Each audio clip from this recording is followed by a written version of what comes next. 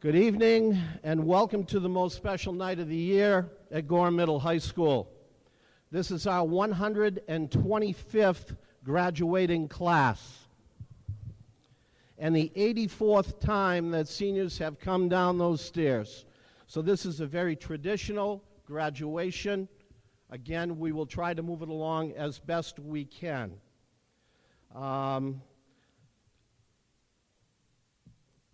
Ladies and gentlemen, will you please rise and join me in welcoming the class of 2012.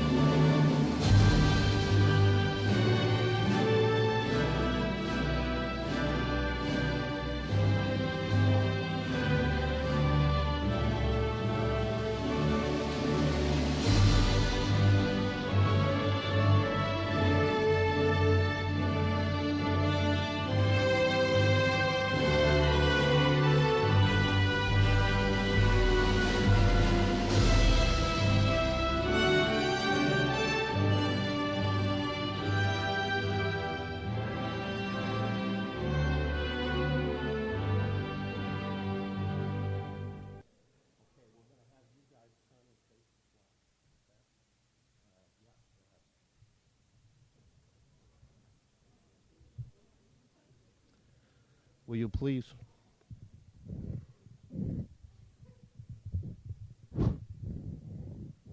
Test.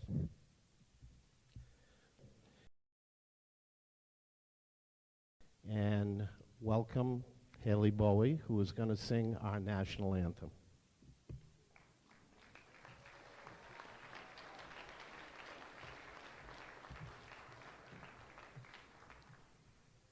Oh, say, can you see by the dawn's early light what so proudly we hailed at the twilight's last gleaming, whose broad stripes and bright stars through the perilous fight.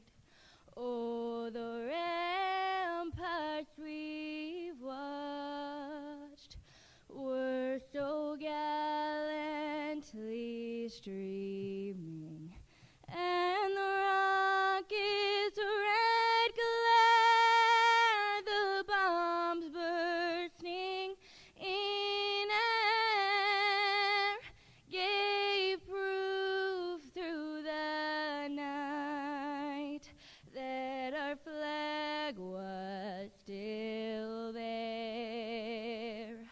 Oh, say, does that star-spangled banner yet wave?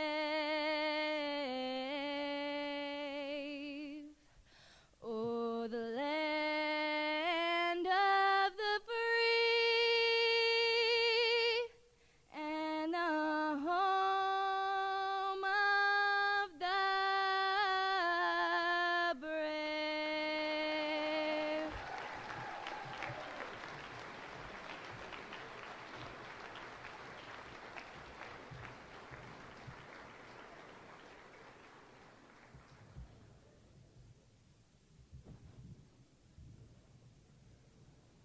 Nice job, Doug.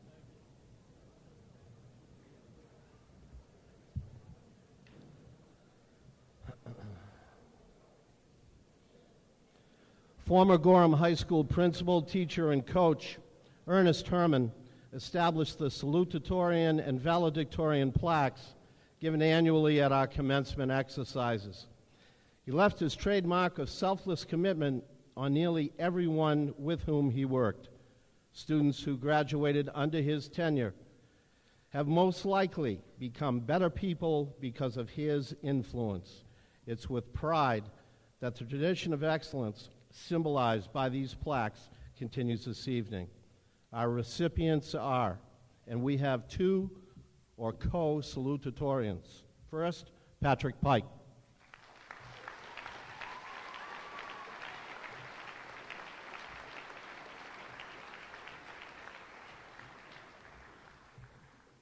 Our second, Adam Tremblay.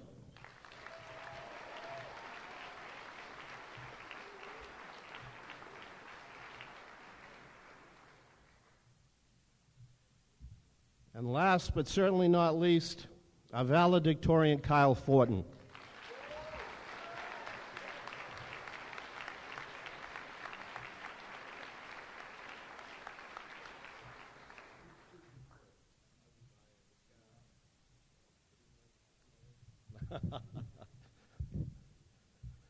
The young man I'm about to introduce told me a week ago that he didn't know if he was going to be able to do this. Just to reinforce that by telling me he's pretty nervous. So please be supportive of our first speaker, our co-salutatorian, Patrick Pike.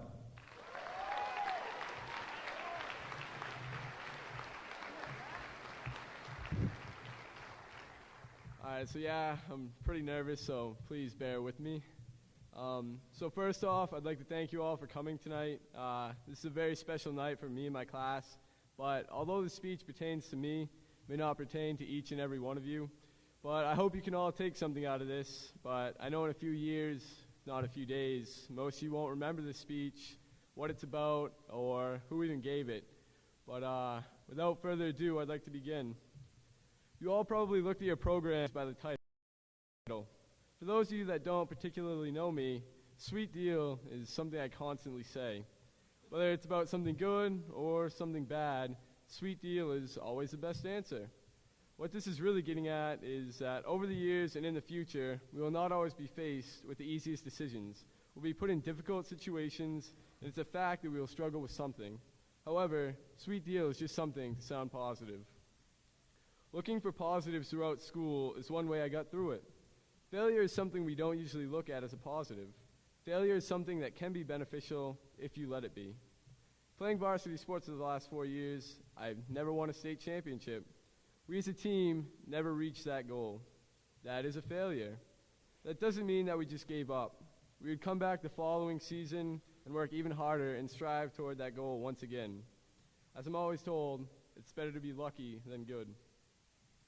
This topic also leads me to discuss what playing the game is. As you can all see, well, maybe not now, but in the corner of the basketball court, it says, "Pal, play the game." Going through high school, all my friends told me that I play the game, and I play it well. Playing the game basically refers to me playing the game of life.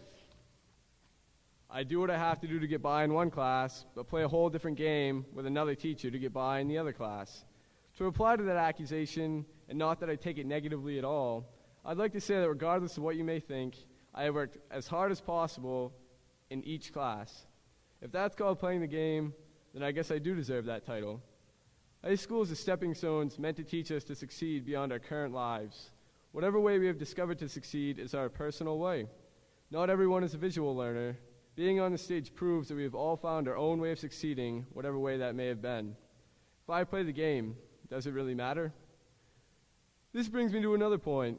As one of my great teachers always brings up during discussions in class, is this a hill you're willing to die on? This basically means, is this issue really worth arguing or fighting for?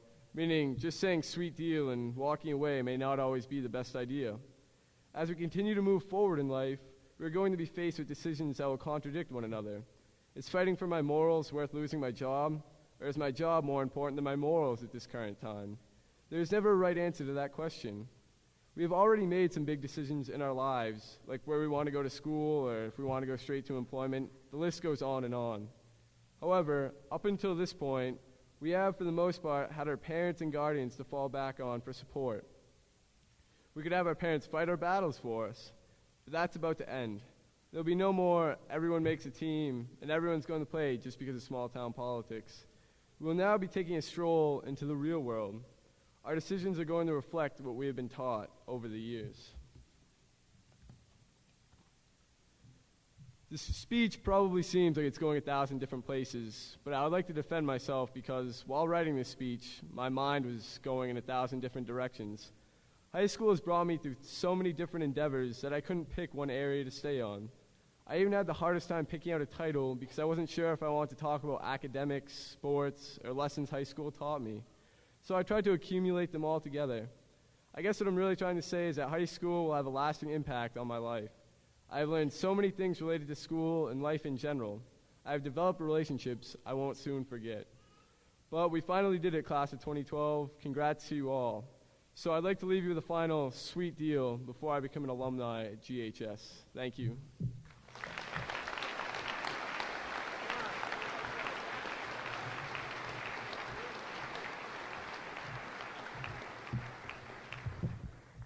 Well done, Patrick.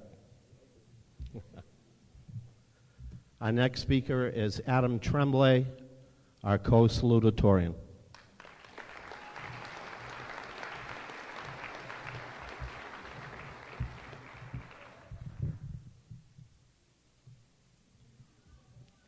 All right, so my speech is called What's in a Name, and I'm just going to jump right in. I wasn't always with the class that is sitting up here today. In fact, I moved to Gorham in 3rd grade. I had made a few friends in the next year or so, which was a lot for the new kid on the block. Obviously, everyone Adam. After another few years, I got to know my classmates a little better, and they got to know me.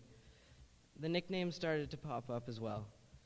These were not mean nicknames or the names a bully would use, though I would sometimes fake that they were to push John's buttons a little. Some healthy teasing, that's all. The names officially Madame Clayho asked us to come up with French names.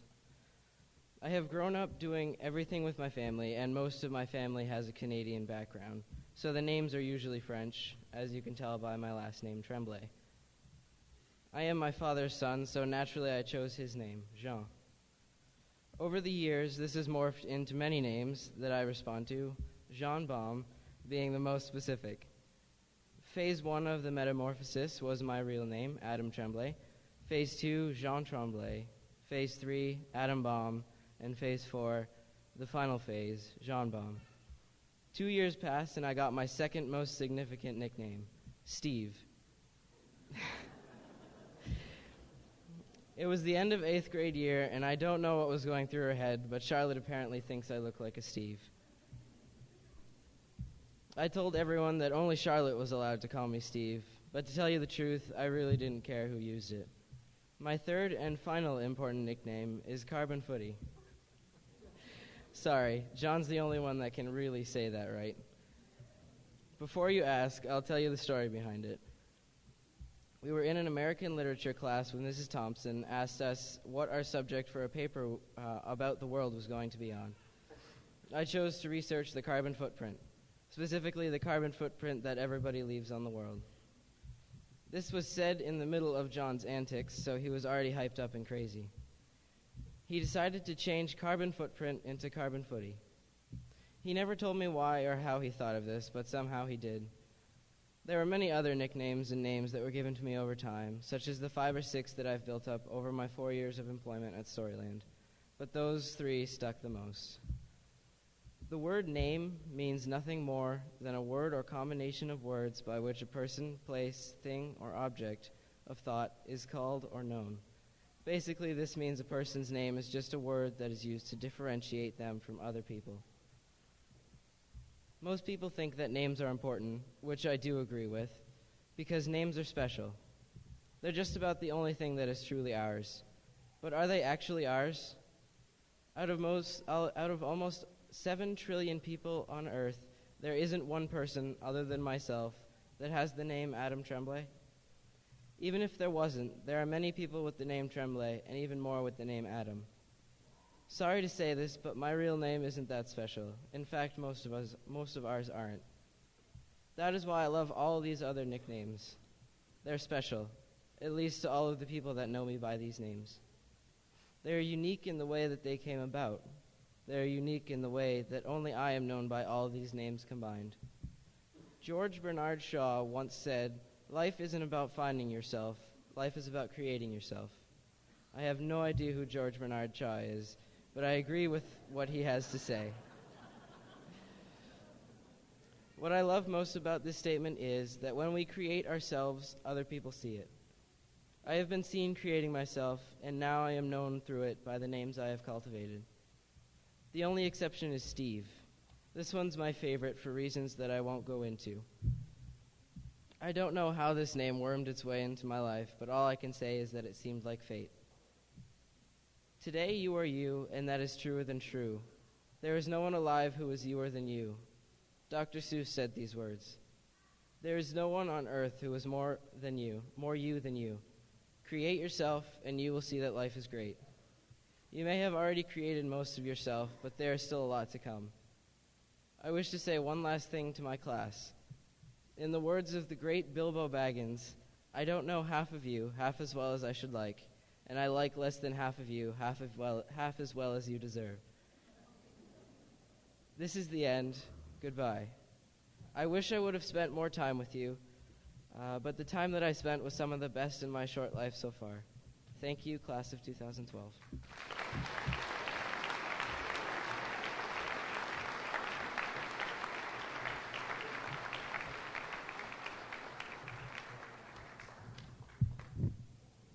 Again, it's my pleasure to introduce our valedictorian, Kyle Forden.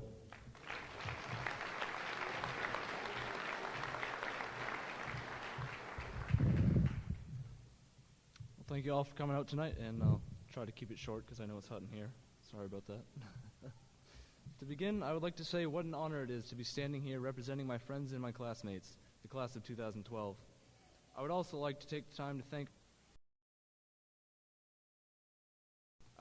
our friends, those with us on this stage now and those who will be soon, as well as those who have already been up here, for being there for us when we needed them around and for backing off when we needed to be alone.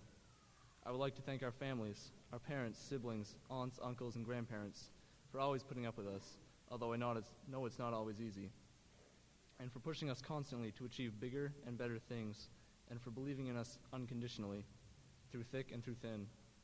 I would like to send out a thank you to the faculty of the high school as well, but where do I begin? 4 years is a long time to put up with us, through the good times and the bad, when we aced their tests and finally got those aha moments, or when we didn't do our homework again. I thank all of you here at the high school for mentoring us and guiding us at least a few miles down this winding road of life. If there is anything that sums up this class nice and neatly, it's that we are ourselves.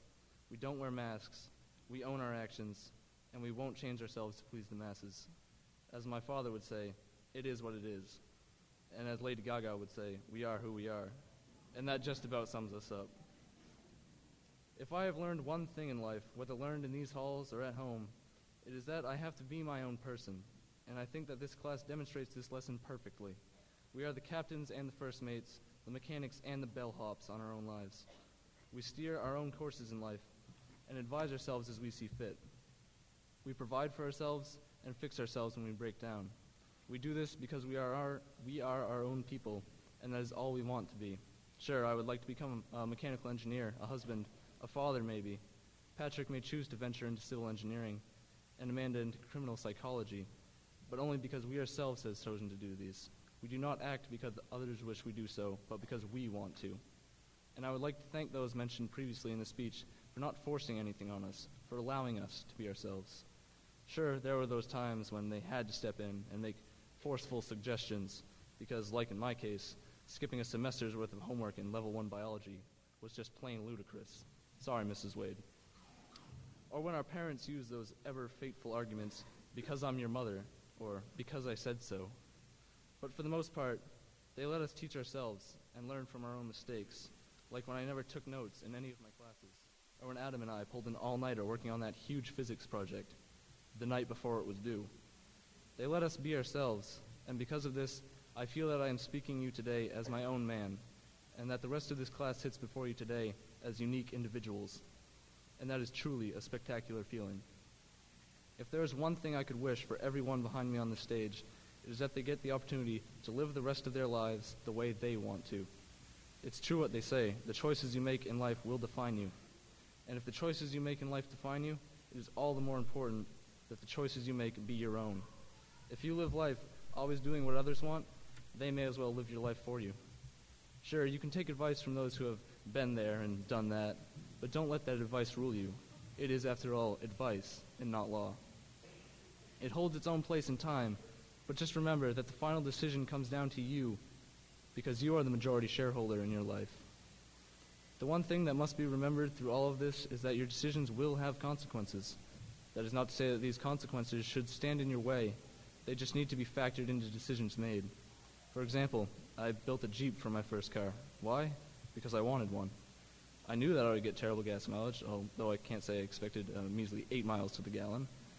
However, it wasn't a big enough consequence to stop me from doing it. My point is simple.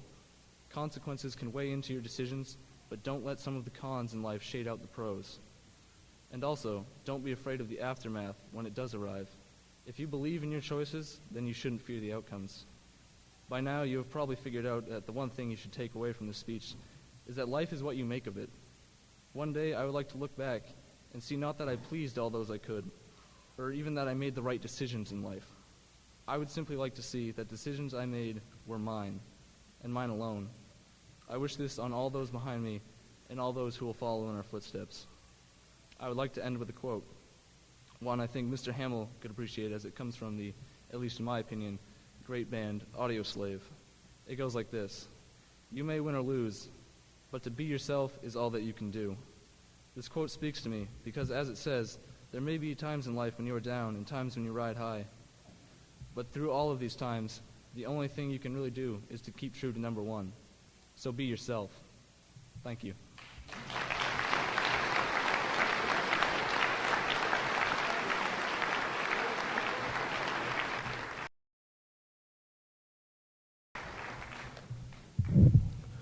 Our guest speaker this evening is Matthew Saladino, and oh, would I love to introduce him, but I can't. Cody Gauthier has that pleasure.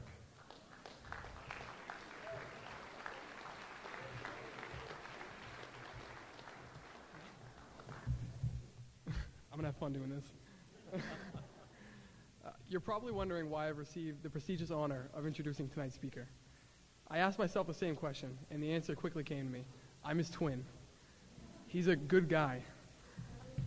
Mrs. Lemoyne and Mrs. Terry have joked with us all year that we are both unmade beds. We have an unwritten agreement between us that he will remain employed here at GMHS until I'm ready to take over the position in 6 years. And at the same time, Mrs. Terry has stated that she will announce a retirement. Deciding on a guest speaker is typically a very difficult task. For us, it was extremely easy. Only one name would do. Our guest speaker can be found and heard in the hallways, and you can always pick him out in the crowd because he is surrounded with so many students. He can also be found in the classroom with his insightful and fun lessons. Knowing him has been an unforgettable and rewarding experience that has been further enhanced by his want to show us the type of people we want to become. His passionate and caring personality is just as infectious as his big warm smile. He has been here for us since the day we set foot into this school 7 years ago. He has taught us, and he has always been there for us. We lost a special classmate. It was then we knew we could always count on him.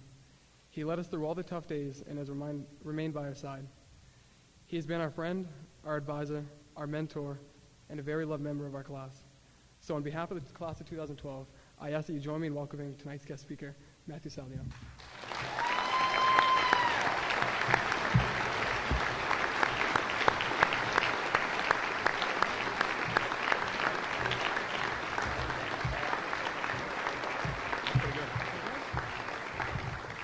I don't know who loves the microphone more, Cody or myself. Thank you, Cody. So one day last summer, I entered the liquor store to buy some wine for Saladinos, which is something I do each week. As I approached the cashier, he promptly asked me for my ID, and I laughed, thinking he was just kidding around. A short conversation ensued, and I found out that he was pretty serious about wanting my ID. And the reason being, he thought I was a high school student named Cody Gauthier. Now, there have been many times over the last 7 years when people have thought Cody and I were related, but that was the only time that I was mistaken for him. I'd like to start tonight by thanking the class of 2012 for inviting me to be their commencement speaker. The letter I received from them asking me to do this was very heartfelt, and it's truly a pleasure to be on stage with them. When the class of 2012 entered GMHS, I was a second-year school counselor and was still getting comfortable with my role.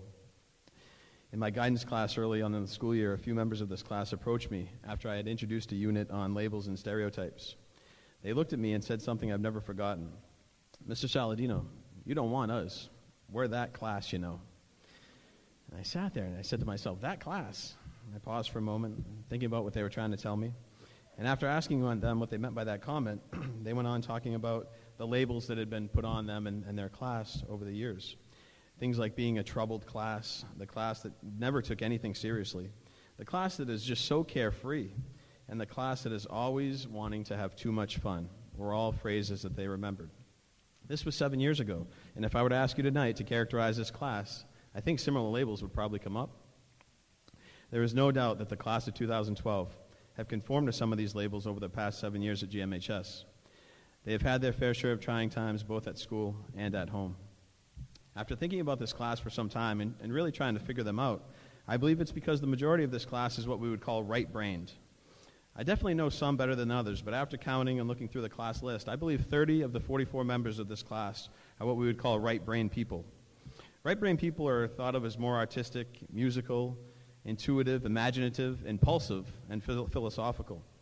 They are also more spur-of-the-moment, spontaneous people who don't naturally consider the consequences of their actions. They like to be in groups, and some say right-brained people think better while they're lying down. The fact that they are unpredictable and get restless during long verbal explanations doesn't help either. After hearing that explanation, now maybe it all makes sense. At a leadership conference a few months ago, we were leaving, and the song "Don't Stop Believing" came on by Journey.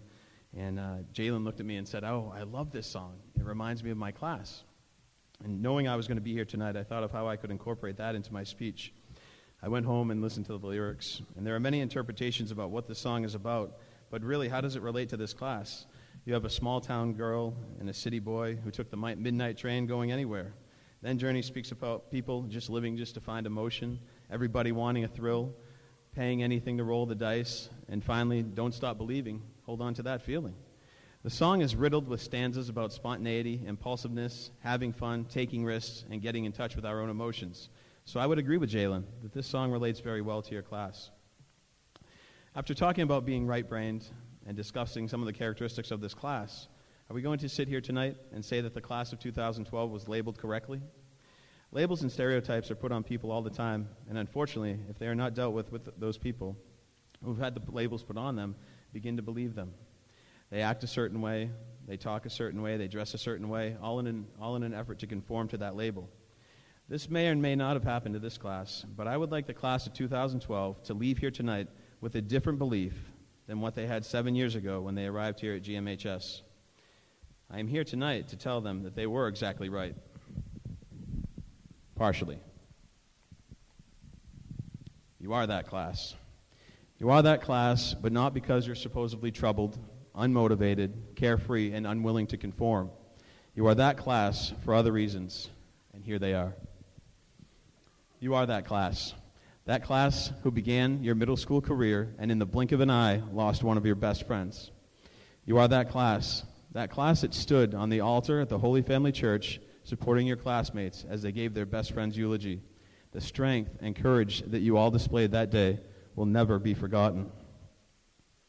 You are that class, a class who has helped establish a memorial scholarship in Brian's name in an effort to keep his memory alive. You are that class, a class that through selling bracelets, bumper stickers, T-shirts, and hosting fundraisers have helped raise over $10,000 for Brian's scholarship. You are that class that meets on Promenade Street each year on April 29th to lay flowers down and remember your best friend. You are that class, a truly diverse class that is made up of athletes, scholars, artists, planners, musicians, mechanics, filmmakers, firefighters, Eagle Scouts, chefs, engineers, potential doctors, teachers, game designers, physical therapists, nurses, and much more. You are that class, a class that has faced its demons, overcoming drug and alcohol addictions, family issues, and persevering through the toughest times together in an effort to overcome the labels. You are that class, a class that has become much closer this year, a class that many of you refer to as more like family, a class that knows each other's strengths and weaknesses. You are that class, the class that chose to wear their cap and gown on May 21st through the hallways of the school, causing a barrage of emails to be sent out explaining that that's not supposed to happen. You are that class, a class that cares and wants to help people. Look at the majors that you're all going to do next year. You care. You are that class, a creative class. Again, look at what many of you are majoring in next year. The number of creative minds in this class is outstanding. Half of your senior projects that you completed involve building, creating, mind-challenging activities. You are that class, a class of automotive geniuses. You are that class, a class that has not only attended leadership conferences throughout middle and high school, but have returned to those conferences to be student leaders. You are that class, a brave, courageous, determined, stubborn, argumentative, fun-loving class who at times think you're invincible. You are that class for these reasons and many more. I would like to close tonight by telling you how very proud of you we all are. As you walk out these doors tonight and enter the next chapter in your lives, be proud of the people that you are and what you have accomplished over the last 7 years. Be careful of the labels and stereotypes you may put on others. Remember how long it has taken you to overcome these, and never forget the experiences that have shaped you all into who you are today. Ladies and gentlemen, that class.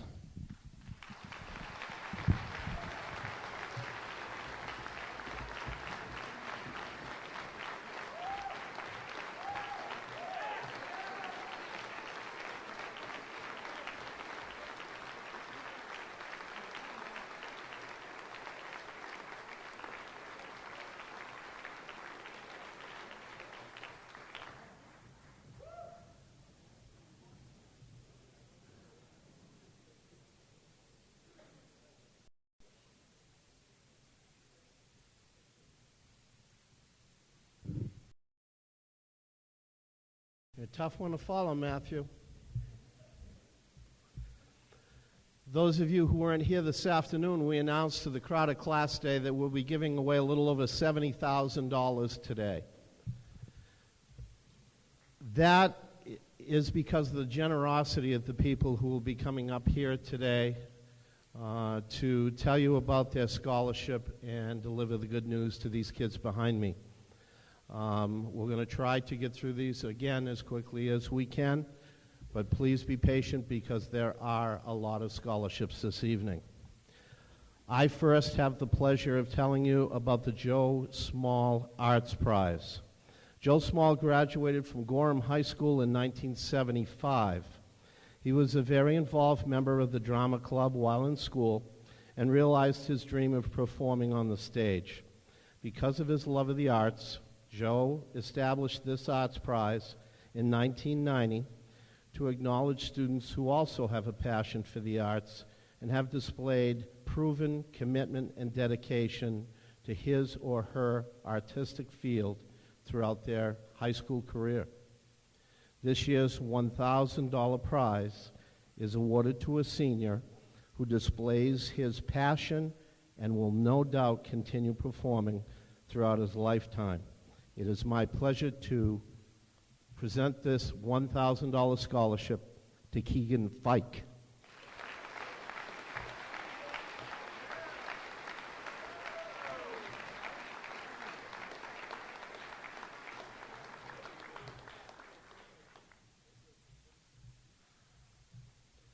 The Northway Bank Scholarship will be presented by Randy Labnan.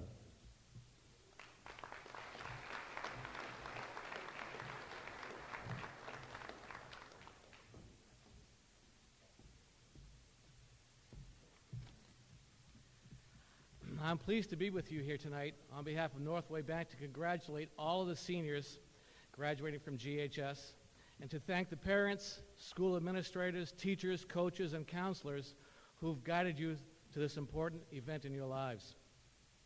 On behalf of the Board of Directors of our bank, it's an honor for me to congratulate the entire class of graduating seniors as you leave your school and step into your role as adults who will help to shape the future of our country.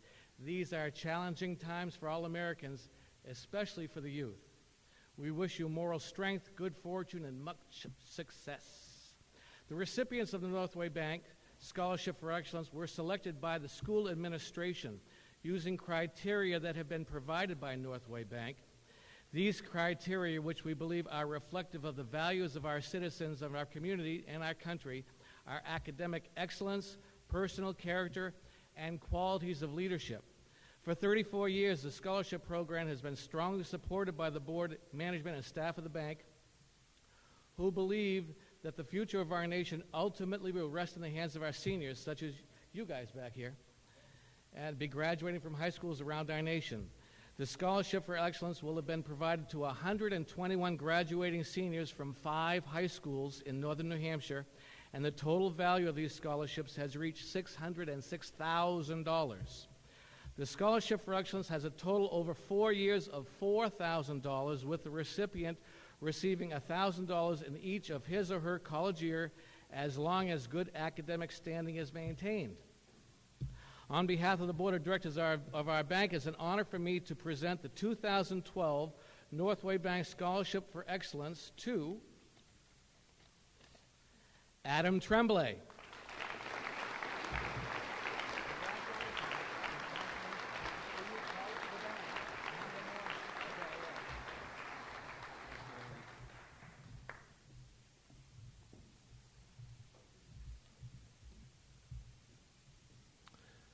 It is my pleasure to introduce you to Tim Kalia of the Woodlands Credit Union Scholarships.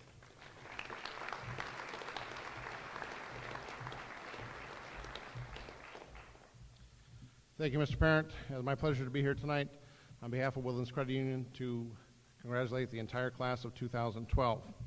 Each year we award $11,000 annually in scholarships to deserving high school seniors based on academic achievement and community involvement. I'm pleased tonight to have 3 awards to give out. And for a $500 scholarship, Miss Jordan Bruette.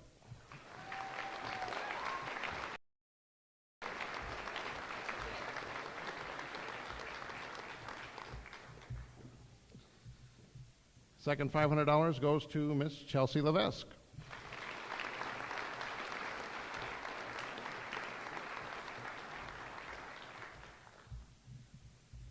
And our last award tonight for $1,500, Mr. Kyle Forden.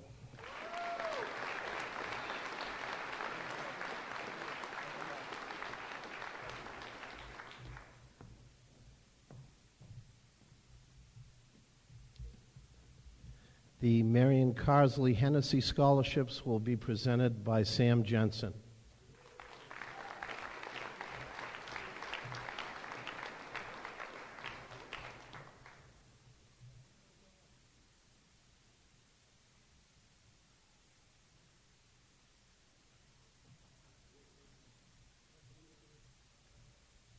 National Junior Honor Society President Ava Jackson is going to help me out with these. Ava, the envelopes are right here. So let me tell you a little bit about this scholarship. It's pretty special. It's named after a teacher who used to work here, and she was an advisor of the National Junior Honor Society. She was a reading teacher. She loved kids, and she was known for always having a smile on her face. Anyways, the Marian Carsley Hennessey Scholarship is presented to those who display integrity, honesty, loyalty, citizenship, and serve as a role model to others. This year, we'll be rewarding 2 scholarships to students who have exemplified these qualities.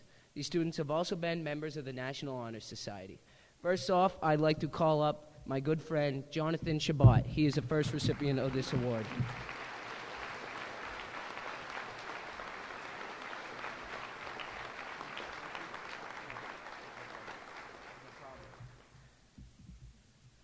The second recipient has been egging me all day about if he was going to get it or not, and I had to keep it a secret. So I guess all doubt is gone. Here you go, Patrick Pike. You deserved it.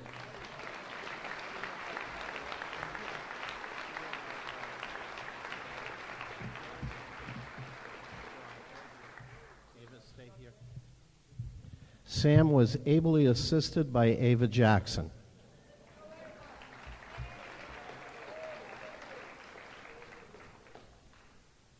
The AVH Miriam Gaynor Scholarship will be presented by James Patry.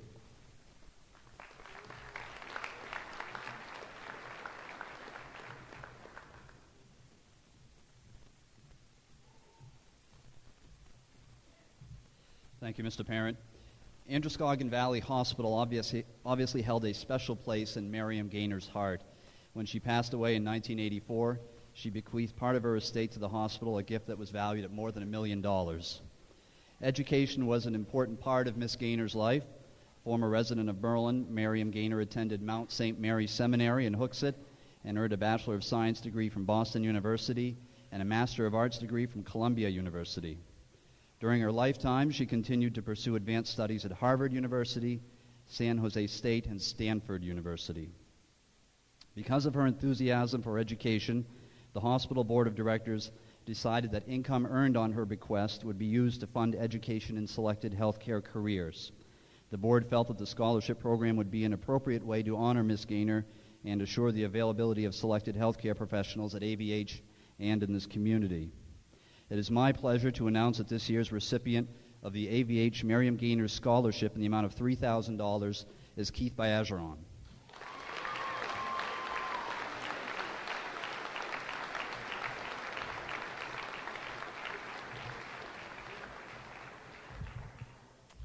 It's now my pleasure to introduce you to the junior class president. He was the one waving the baton up here. Doug, stand up. This is Doug Blunden.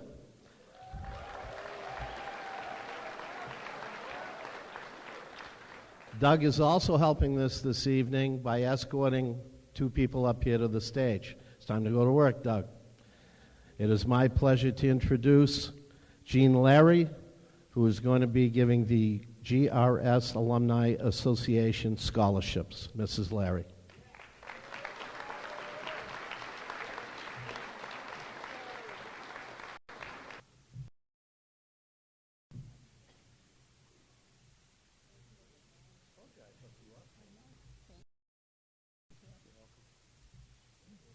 I may have to renege what I was going to say later on. Such an honor to have an escort up here. On behalf of the Gorham Alumni Association, I bring congratulations to the class of 2012. Congratulations. Job well done. The Alumni Association has 2 scholarships. The recipients to receive those must either have 1 parent or 2 parents that are graduates of GHS. And tonight, the first one will go to Abby Hill.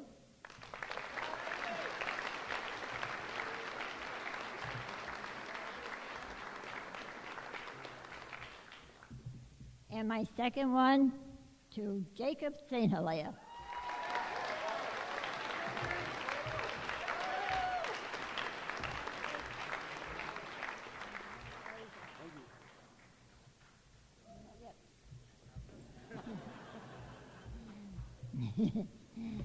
Tonight, I know I've said this before, but tonight, this is my really, truly last night of presenting scholarships.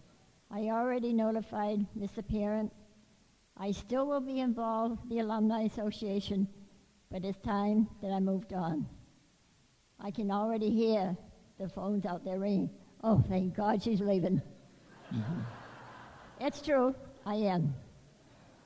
But I'll be back to sit in the audience to watch my great-grandson receive his diploma in a few years. I also want to take a minute, and I know Mrs. Terrio is probably watching me, timing me. I'd like to thank Paul Brisquet, Superintendent, Keith Parent, for all of their help they've given to me in the past, and more importantly, to the guidance counselor. Mrs. Lemoyne and Mrs. Terrio have been just absolutely super. I couldn't ask for 2 better people to answer my questions, to do any research I asked for. They are wonderful. We're lucky to have them. And I mustn't forget Matt Saladino, who's rescued me a couple of times. And I thank him also. He does a good job. And by the way, Matt, I'm still waiting for my prom dance. Thank you and good night.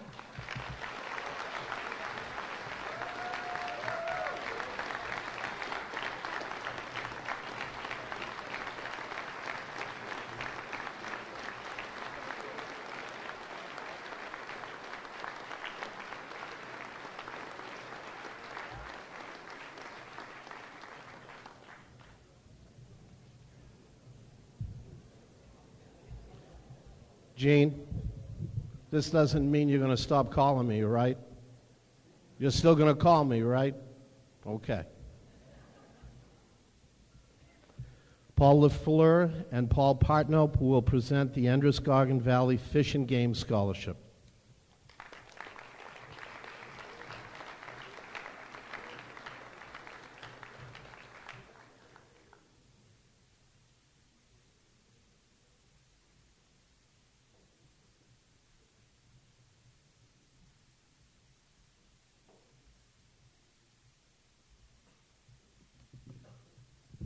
I want to thank you, Keith, for scheduling me after Gene. First of all, congratulations to the class of 2012. And I also wanted to congratulate Matt on an exceptional address.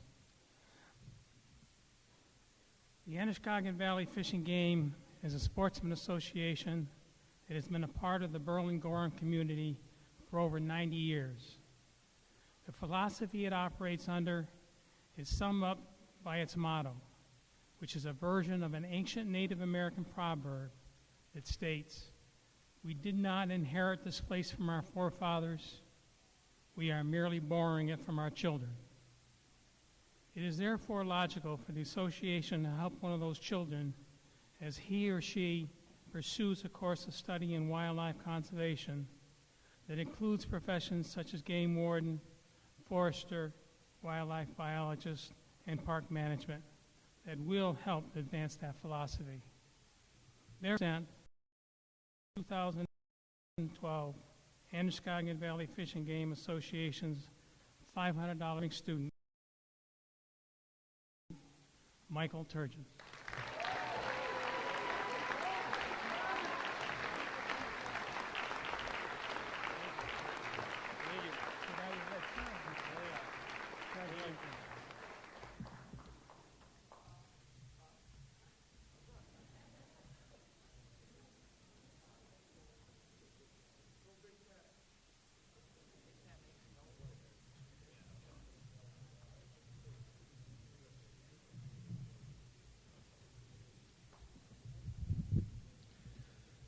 I believe it was February or March that I heard from the next gentleman originally. Dennis, I remember as a graduate of the class of 1967, called us to tell us that he was interested in presenting a scholarship. I hate that when that happens. We certainly welcomed him, and it's my pleasure to introduce you to Dennis Fitzgerald.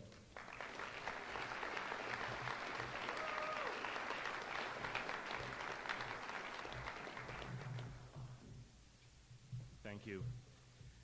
During my return visits to the North Country over the last several years, there's been a question evolving for me, and it's a very personal question, and the question is this. If I consider a situation where the mill had closed a number of years ago and my father had lost his job, where would I be today? And I don't have the answer to that very personal question, but I can only imagine that my journey would have been more challenging. I'm here tonight to aid two of our graduates on their journey. It's my pleasure to award Fitzgerald Scholarships, each in the amount of $2,500, and the first one is to Patrick Sweet Deal Pike.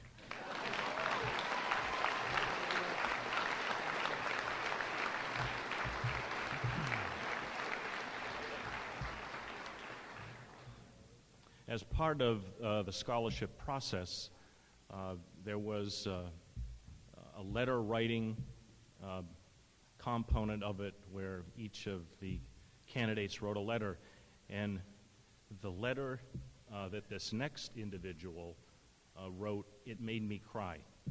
And I won't say any more, and I'd like to award this second Fitzgerald Scholarship to Chelsea Levesque.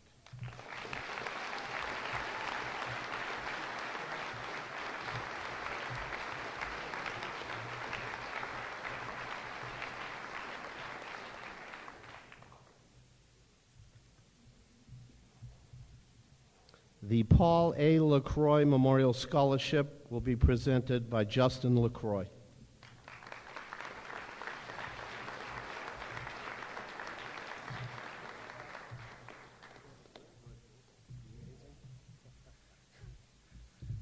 Mr. Parent used to be my principal back in the day. I hope I don't get a detention for stepping up, not using the stairs. Good. I wouldn't serve it anyways. So when my brother called me last week and said, "Do you want to present the scholarship?" "Oh, it's raining. Good luck, guys." And asked me to present the scholarship for my father this year, I told him I'd rather take a ring to the depths of Mordor and throw it into a fiery volcano.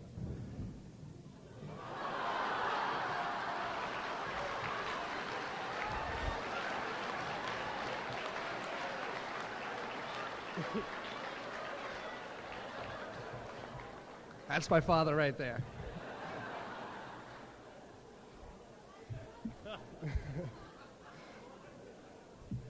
So after I realized that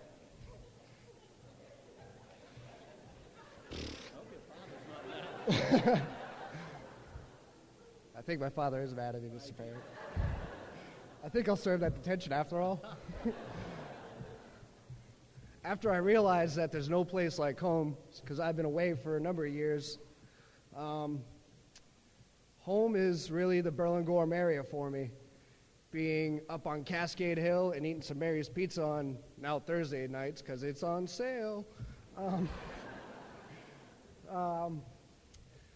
Another home for me is my father used to come here on the weekends and he'd let me shoot hoops while he set up his experiments for the week. And I'd play in this gymnasium, but there was a lot less chairs. And after he passed away, they put a plaque over there in the bleachers where he used to sit, and they put a little memorial on the floor, which is now in the hallway that everyone walked in. And I couldn't think of a better thing to do it, and my brother had me in a headlock, so I said yes. So this year's Paul LaCroix Memorial Scholarship goes to Jacob Sandalaire.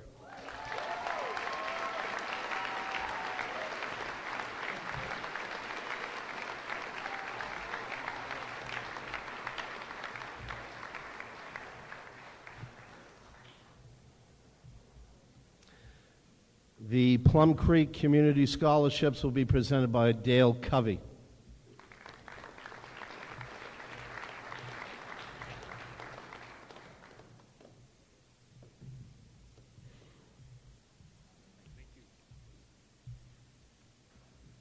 On behalf of Plum Creek and our employees in New Hampshire and throughout New England, it's my pleasure to present these Plum Creek Community Scholarships to two very deserving students.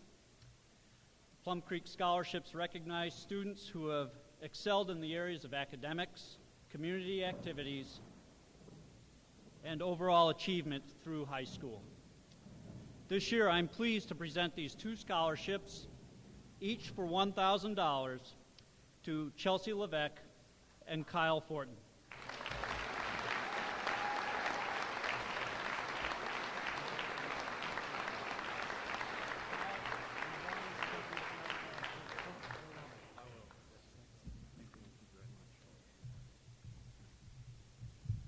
Time to go to work, Doug. Okay. It is my pleasure to introduce Phyllis Kukuru, who will present the Fred's Fishing Fund Scholarship.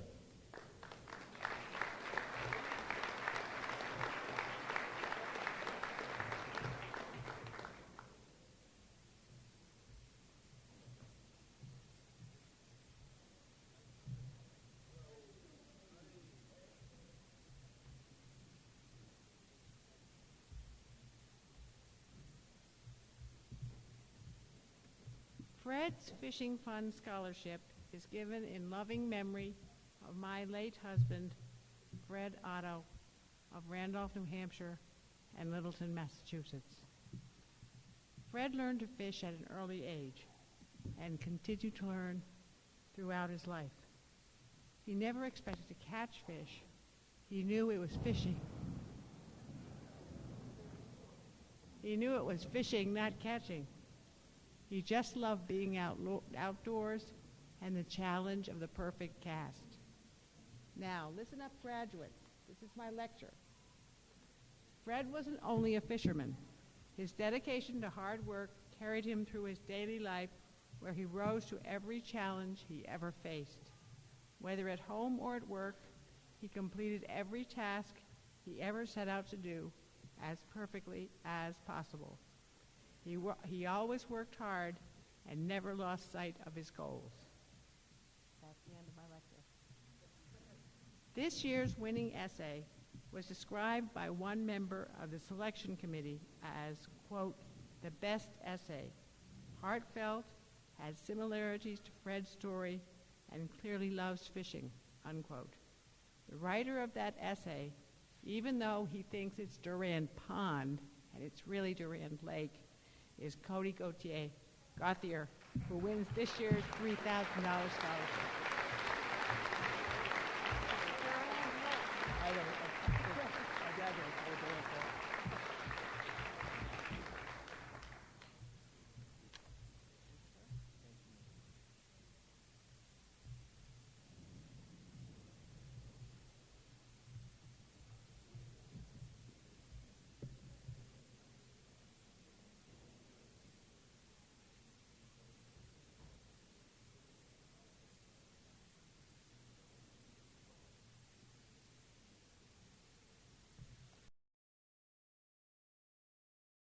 Now, before you people think too highly of Doug, because he is a gentleman, I want to tell you a brief story.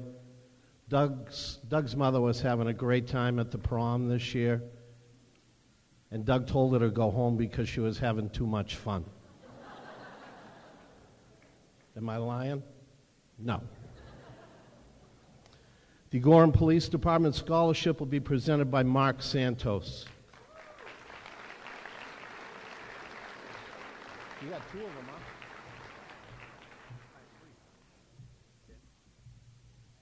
Thank you, Mr. Parent.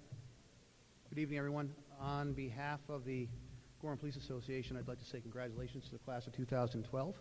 Job well done. In the past, the Gorham Police Association has made a scholarship available for a Gorham High School senior who plans to pursue a career in law enforcement. This year's scholarship was raised through the Gorham Police Association's fundraising efforts. I am pleased to present this year's book scholarship in the amount of $500 to Michael Turgeon.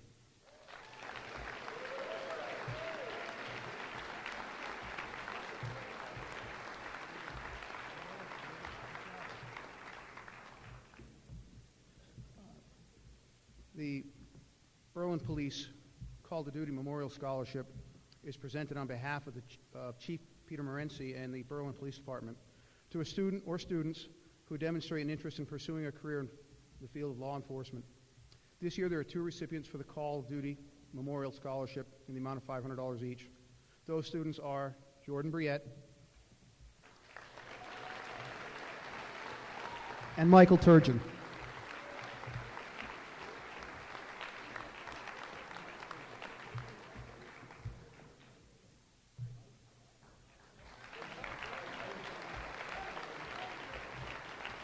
Thank you.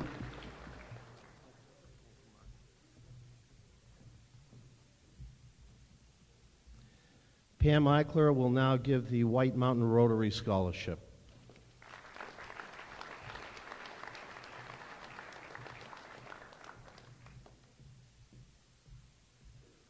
Congratulations, graduates. On behalf of the Rotary Club of the White Mountains, it is my pleasure to present this book/computer scholarship for $500 to Chelsea Levesque.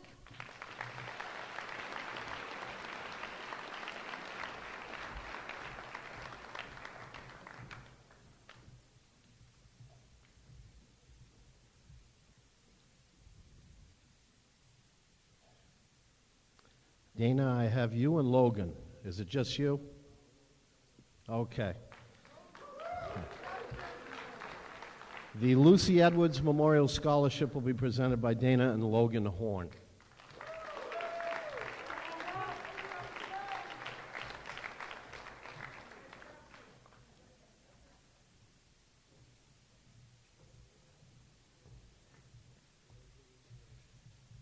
On behalf of the family of Lucy Edwards, I'd like to congratulate the class of 2012.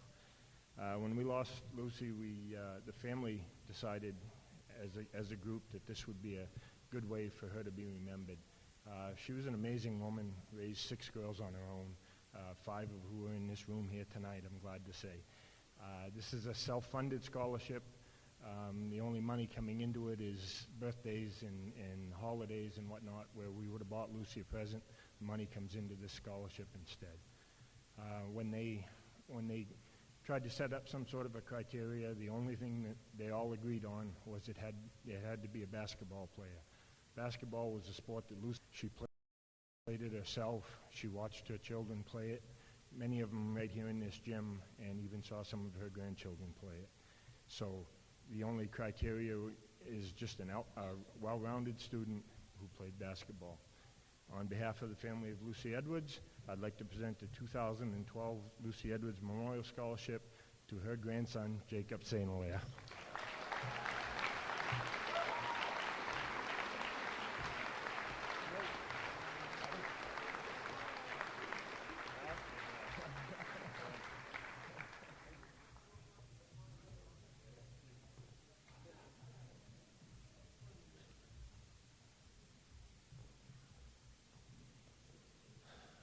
The Berlin Kiwanis Club scholarships will be presented by Francie Valier.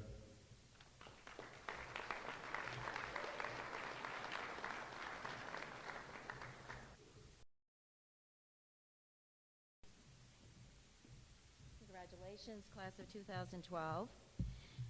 As president of the Berlin Kiwanis Club, it is my distinct pleasure to be able to present book scholarships totaling $1,000 to 2 deserving graduates. Before I do, however, I would like to share an instance of great pride involving a former Berlin High School student. In early May this year, an event was hosted by Rochelle Baudouin, a graduate of Berlin High School's class of 2000, and a recipient of one of our book scholarships. It was referred to as Berlin Natives Night and was held in Manchester, New Hampshire. This event brought together anyone who had a connection to Berlin and who was interested in attending a dinner to share that commonality and donate to a worthy cause, the Berlin Kiwanis Club Scholarship Fund. Rochelle orchestrated the entire event, which was a resounding success. In her words, it was a way to pay it forward so that other talented Berlin and Gorham high school students would be able to receive help with their college expenses. This is a true testimony as to why the Kiwanis Club is so heavily invested in our community's youth. The Kiwanis motto states that we are a global organization dedicated to helping change the world, one child and one community at a time. We will continue with our efforts to support our local youth in hopes that they will bloom and shine to become the leaders of tomorrow. And now, the first recipient of a $500 book scholarship is Patrick Pike.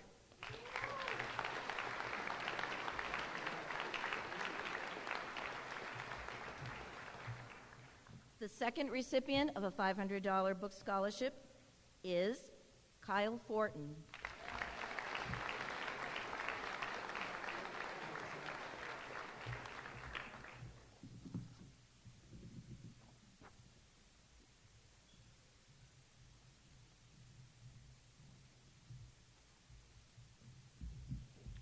Rochelle Baudouin also taught here for a year. She taught art here. The New Hampshire Higher Education Assistance Foundation will be presented by former Berlin Junior High and Berlin High School Guidance Director Ken Prue.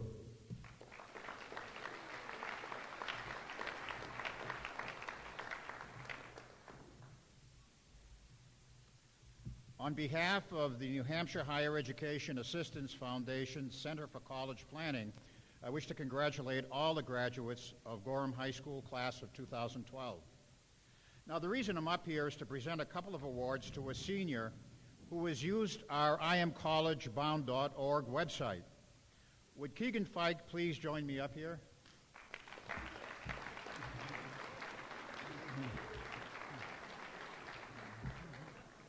Keegan, the first item I'd like to present is a snappy IamCollegeBound.org t-shirt. Oh, my. Would you hold it up so everybody can see that? I would love to.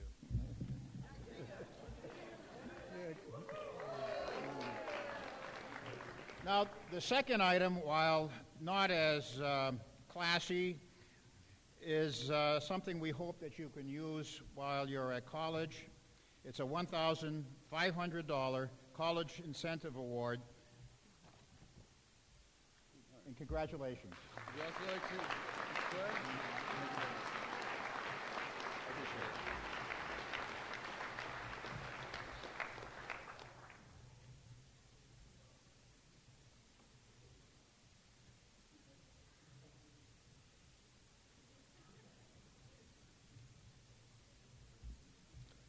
Next, it's my pleasure to introduce Donna Terrio, our Guidance Administrative Assistant, who will present the Dollars for Scholars.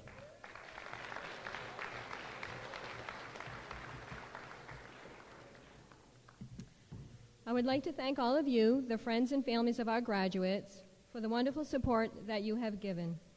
This class raised $3,800 in the annual door-to-door fund drive, and this is only made possible by your generosity and support. Seniors receiving Dollars for Scholars awards have filled out an application and participated in the door-to-door fund drive. It is hoped that when they are financially able to do so, they will return the money to the Dollars for Scholars organization so that other students may benefit also. It is my privilege to present the Dollars for Scholars awards to the following recipients. Jamie Bisson.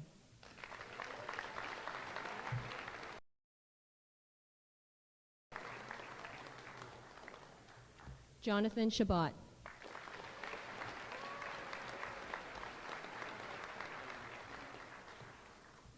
Amanda Larry.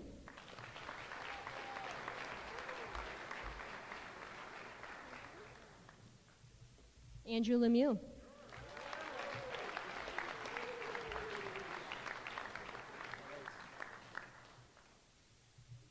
Charlotte Quinn.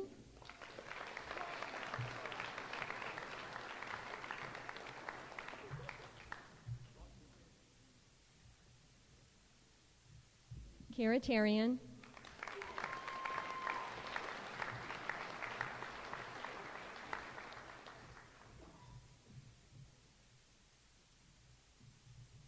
and Miss Holly Tremaine.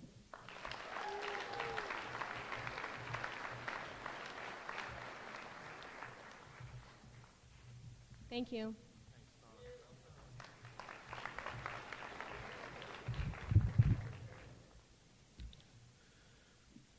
The Toyota Scholarship, in the name of Robert G. Ahern Scholarship, recognizes students who excel in academics, leadership, and community activities.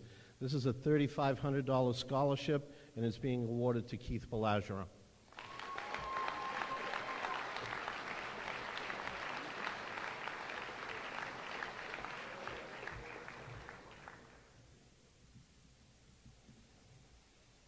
On behalf of the Knights of Columbus and the Holy Family Parish, it gives me great pleasure to award 2 scholarships to 2 very deserving and talented individuals.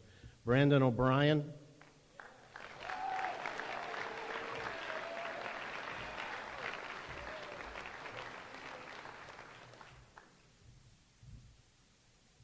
and Daniel Temme.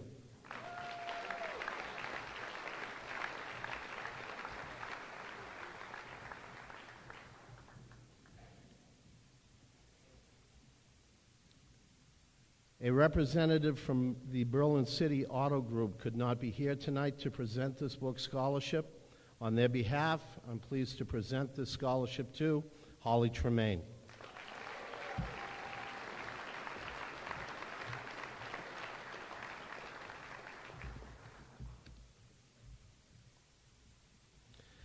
The Richard Hebert Memorial Scholarship recognizes a student athlete and is awarded annually to a graduating senior.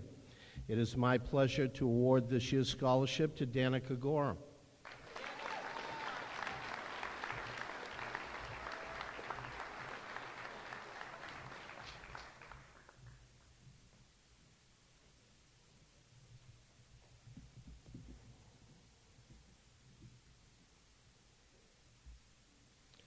The people of Shelburne offer an annual scholarship to students who reside in their town and will be attending college. This year's recipients are Nicholas Doobie,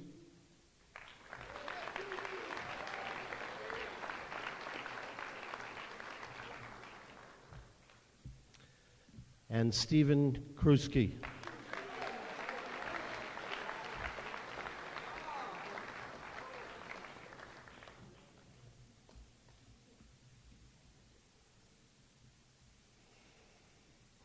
The Margaret and Sumner Ruggles Memorial Scholarship in the amount of $3,000 is given in their memory by their 2 daughters and their families in hopes that other graduates of Gorham High School will have opportunities to make full use of their gifts.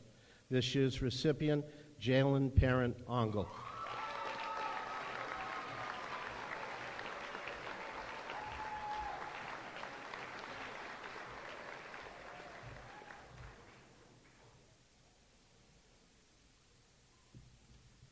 I mixed these up, Donna. I'm in trouble. I don't know. Since 1963, the Randolph Foundation has awarded educational scholarships to eligible Randolph residents to pursue their studies at the post-secondary level. The following students qualified to receive a minimum of $1,200 per year toward the cost of their education. It is my pleasure to give out these foundation scholarships to Libby Willett,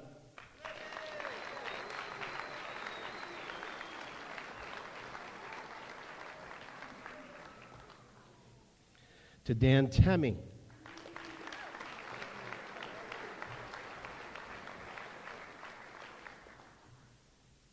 to Tyler Bennett,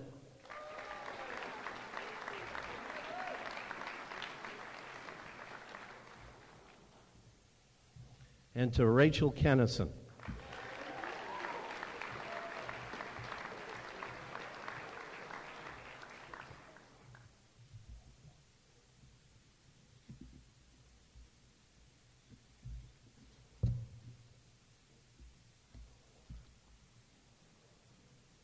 The Coca-Cola Scholarship. The recipient of this $1,500 scholarship, which will be given each year for 4 years, was one of 10 finalists throughout New England. He was chosen for his academic achievements, leadership ability, and involvement in school and community. I am pleased to present this award on behalf of Coca-Cola and the bottling company of Northern New England to Keith Belageron.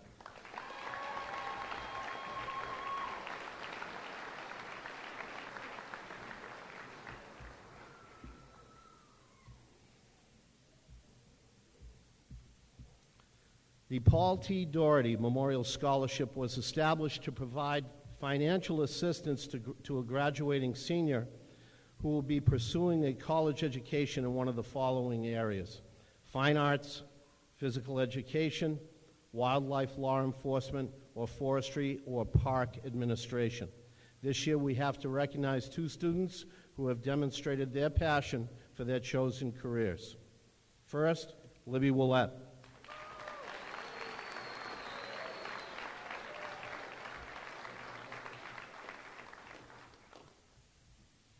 And Michael Turgeon.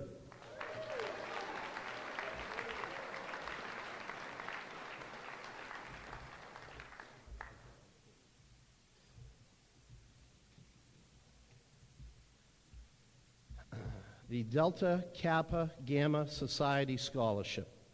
The Delta chapter of Delta Kappa Gamma Society International Awards its yearly scholarship to a young lady entering the field of education. This year's recipient will be attending St. Joseph's College of Maine in the fall. Abigail Hill.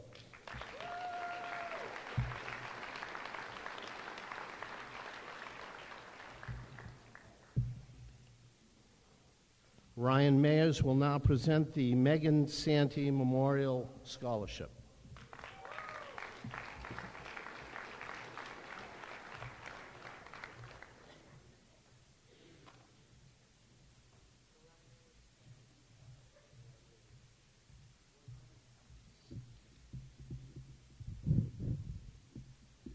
Megan's family and friends established this scholarship in her memory to be given to a deserving candidate already enrolled in a college or university. This year's recipient is a junior at Towson University in Baltimore, Maryland, and is majoring in speech pathology and audiology. Her major career goal is to work with veterans with traumatic brain injuries. On behalf of her family and Gorham High School's FBLA, I am pleased to present this award to Samantha Santee.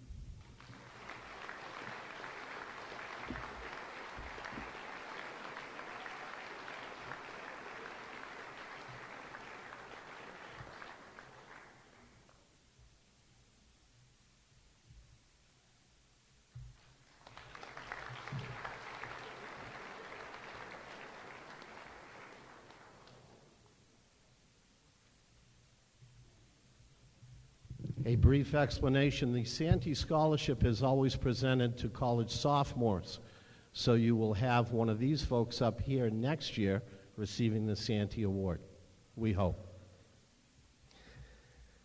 The Danny Lejeune Memorial Scholarship will be presented by Rob Hamill.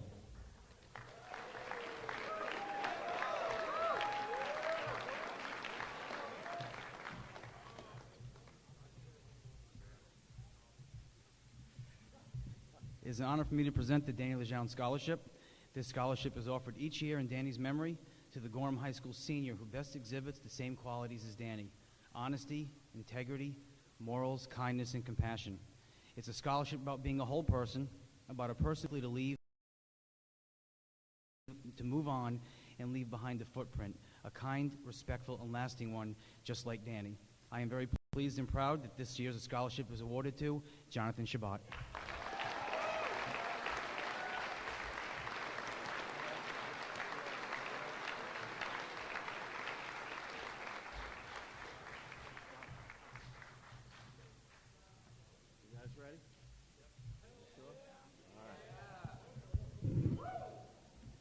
It is time for presentation of diplomas.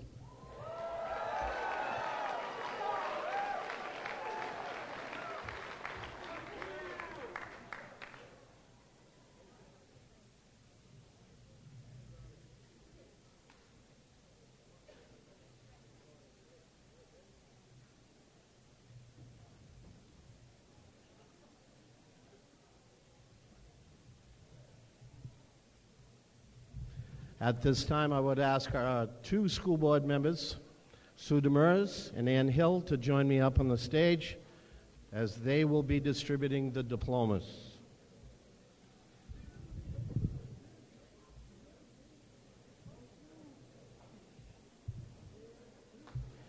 For those of you who want to take pictures, please feel free to come forward and do so. Again, just be cognizant of the fact that we have some professional photographers on each side who will be taking pictures of our seniors receiving their diplomas. All set. Here we go. Kyle P. Forden.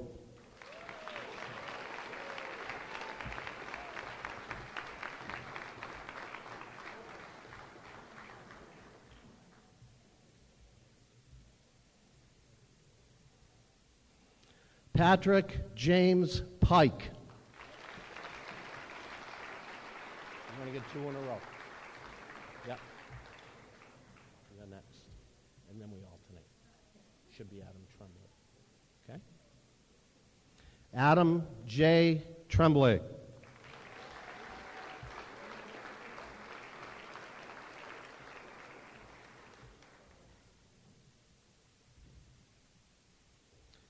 Keith Ryan Belageron.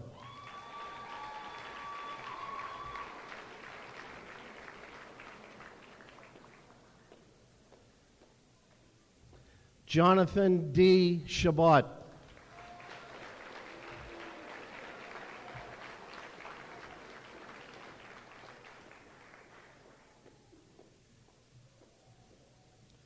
Nicholas Doobie.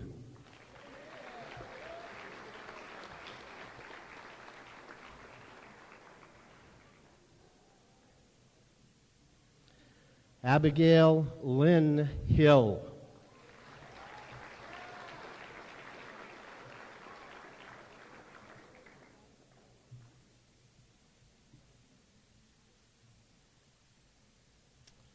Amanda Jane Larry.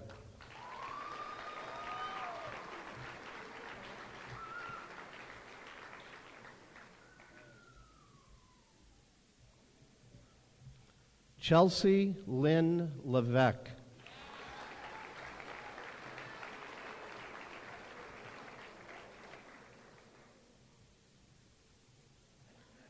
Daniel T. Temmie.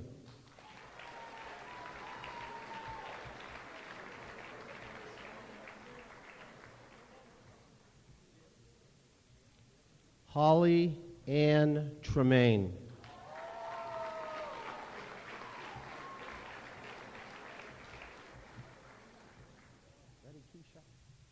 All right. Keisha Ann Bishop.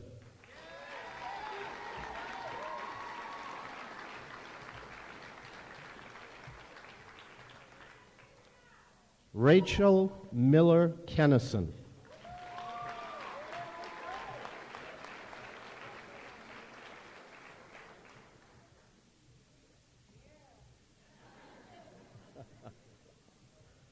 Corey Belageron.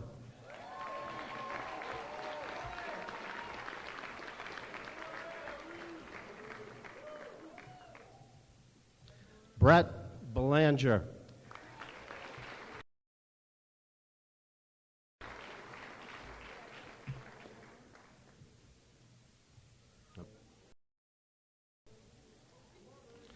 Spencer Brian Bilodeau.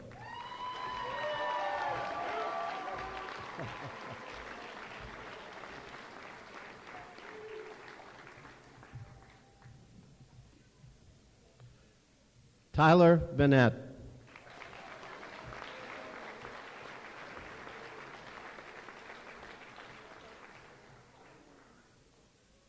Jamie Lynn Bisson.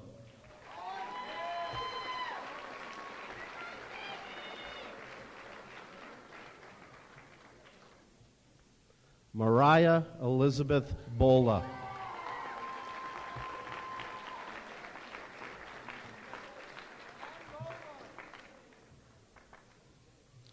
Crystal Elizabeth Brooks.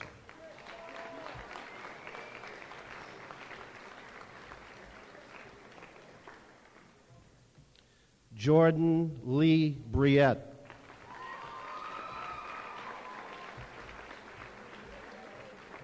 I want to see this next one. Ethan Robert Demers.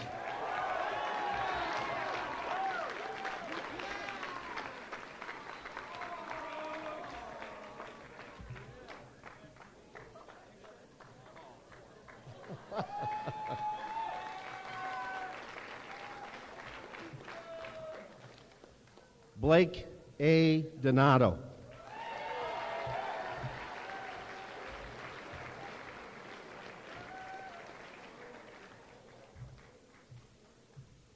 Keegan Andrew Pike.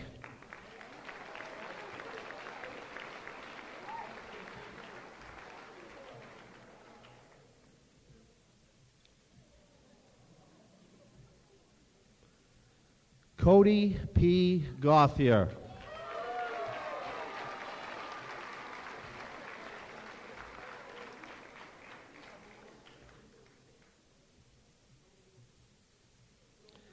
Danica Miles Gorham.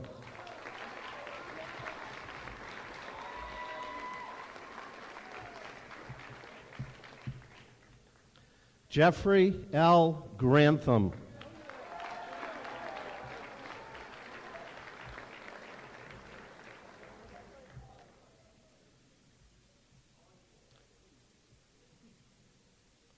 Stephen Kruski.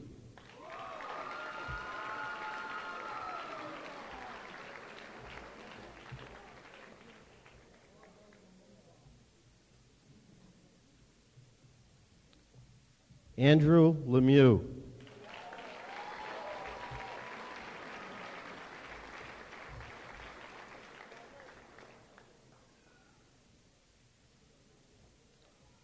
Spencer Moray.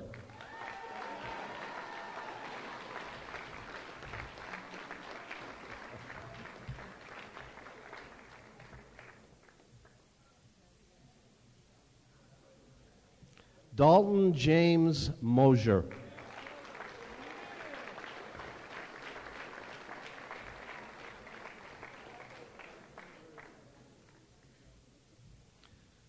Joseph M. Murphy.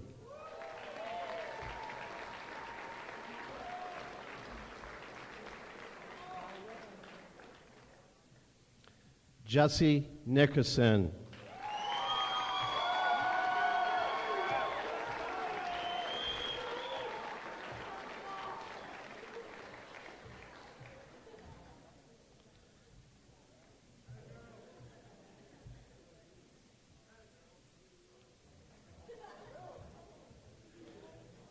Brandon O'Brien.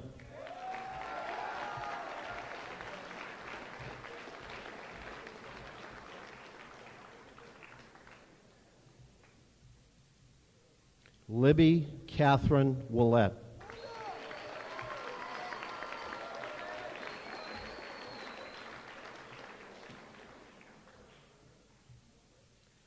Jalen Parent Ongle.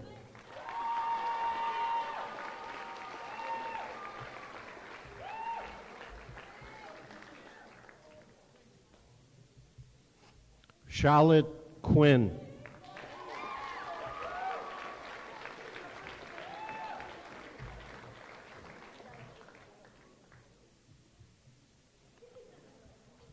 Emily Ramsey.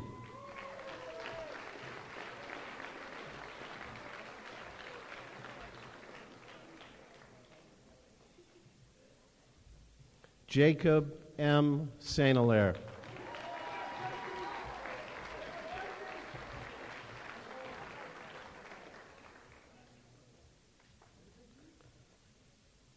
Kira Ray Terrian.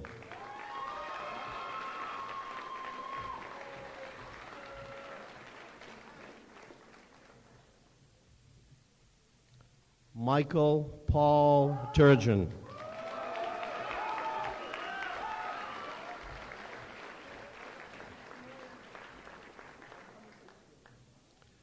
Zachary H. Wedge. Excuse me.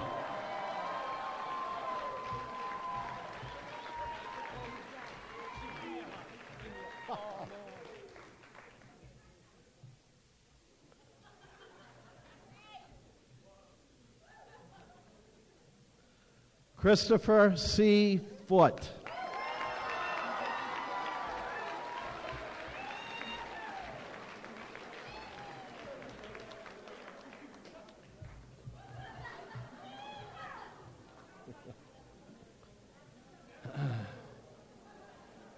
Isaac Dow.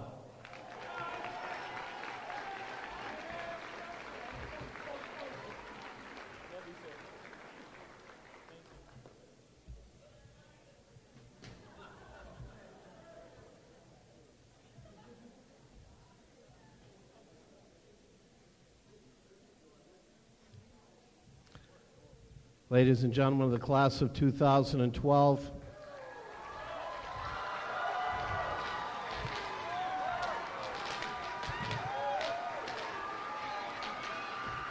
not yet, not yet.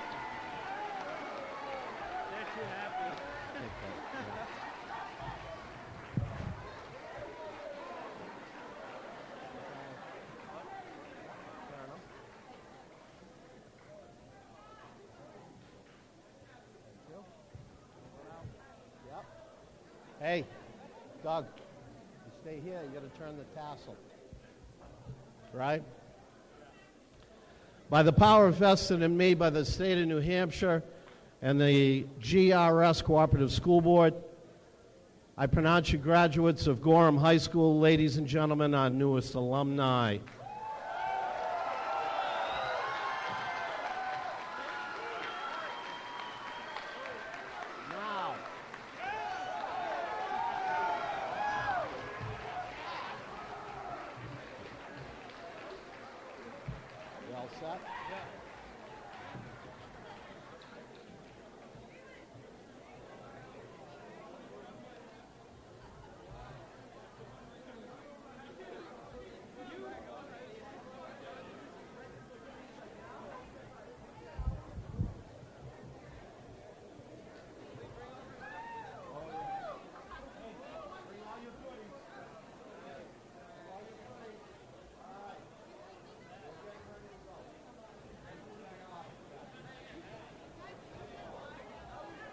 Okay, ladies and gentlemen, because of the weather outside, we're going to be doing the receiving line this year in... Okay. Thought she was coming to give me change of plans. Receiving line will be formed in the cafeteria, which is out the back and to the left. Okay? Again, receiving line will be in the cafeteria. Bobby, cue the music.